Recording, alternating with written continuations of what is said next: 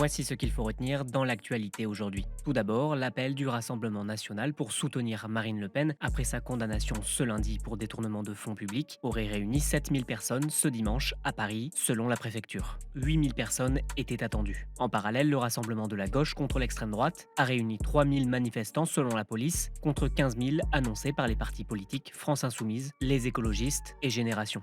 Face à l'épidémie de chikungunya qui frappe l'île de la Réunion, le plan blanc a été activé vendredi et une campagne de vaccination aura lieu lundi. Le dispositif du plan blanc permet aux établissements de santé notamment de mobiliser du personnel soignant. Le chikungunya, transmis par les moustiques, est une maladie qui provoque de la fièvre, des douleurs articulaires et qui peut entraîner la mort. Depuis le début de l'année, plus de 20 000 personnes ont été touchées dans le département d'Outre-mer. Troisième actu, l'Iran a rejeté ce dimanche une proposition de dialogue direct avec Donald Trump concernant son programme nucléaire. En fait, le président américain avait proposé d'avoir une discussion sans intermédiaire avec l'Iran au sujet du programme nucléaire iranien, car le pays est soupçonné de vouloir se doter d'une arme nucléaire, même s'il nie ces accusations. Donald Trump a même menacé de taxer et de bombarder le pays en cas d'échec des discussions. Et enfin, la création des groupes de besoins au collège a été confirmée ce dimanche dans les classes de 6e et 5e par un décret signé par le Premier ministre, et ce malgré la contestation des syndicats. C'est une mesure qui prévoit de créer des petits groupes d'élèves selon leurs besoins sur certaines heures de français et de mathématiques. Mais les syndicats d'enseignants reprochent notamment à cette mesure de stigmatiser ceux présents dans les groupes les plus faibles.